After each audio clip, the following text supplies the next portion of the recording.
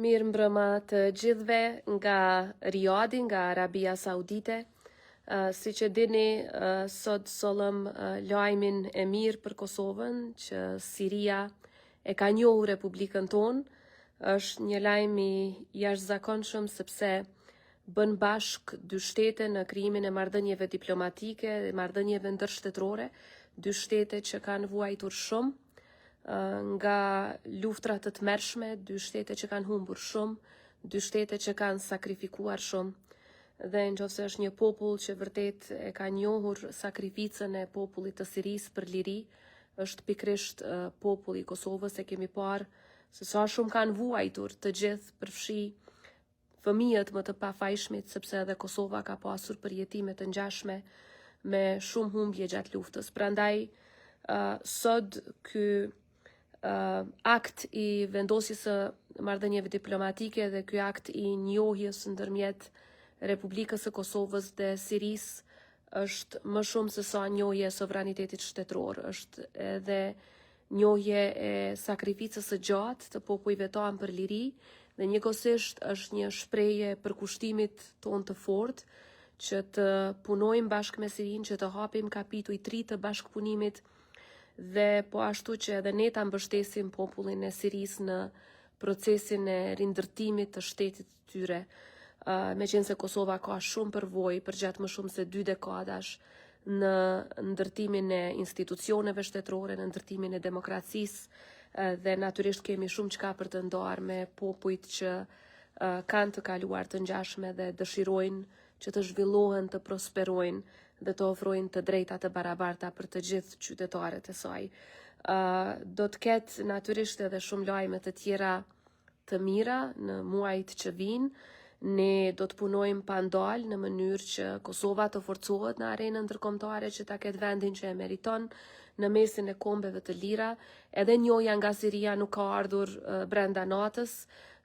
Ne kemi pasur takimin e parë me presidentin e Sirisë në muajin prill, dhe që nga atëherë ekipet tona janë në kontakt për të përgatitur ecjen përpara të dy shteteve tona. Dhe sot ky akt i njohjes së ndërsjellë u realizua me ndërmjetësimin dhe me mbështetjen dhe leadershipin e princit të kurorës dhe kryeministrit të Arabisë Saudite, Mohammed bin Salman, i cili është një përkras i jashtëzakonshëm i Republikës sonë.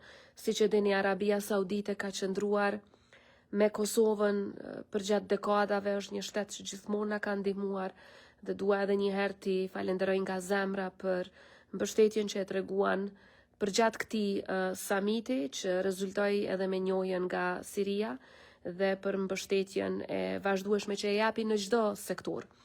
Pjesëmarrja jonë në këtë summit ka qenë e rëndësishme përtej takimeve bilaterale. Në këtë vizitë përfshi takimin me princin e kurorës Arabisë Saudite, pastaj me president të shteteve të ndryshme kishim mundësinë edhe të flasim në panelin e liderëve, të takojmë udhëheqësit e agjensive kryesore për investime publike, dhe kemi diskutuar për mundësi të shumta të cilat do t'i hapen Republikës sonë në bashkëpunim me Arabinë Saudite.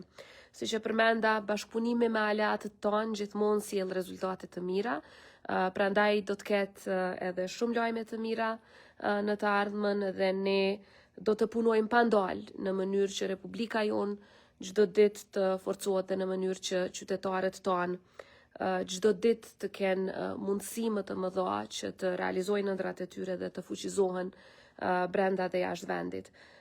Pra kjo ka qenë edhe vizita jonë. E di që shumë kanë pyetur pse jemi në Riyadh në këto momente. Tash besoj e dini pse. Ka qenë një vizitë jashtëzakonisht e rëndësishme, një vizitë që ka fuqizuar partneritetet tona, në radhë të parë me Arabinë Saudite, por njëkohësisht tani edhe me Sirinë, shtetin e 120 që e ka njohur Republikën tonë, por edhe me shumë shtete tjera që jemi takuar, përfshi shtete jo njohëse, dhe rezultatet e të gjitha këtyre diskutimeve, frytet e gjithë kësaj pune do t'i shihni edhe në të ardhmen. Shihemi nesër në Prishtinë, ku natyrisht vazhdojmë punën tonë për fuqizimin e shtetit tonë, për mbrojtjen e të drejtave të gjithë qytetarëve tanë.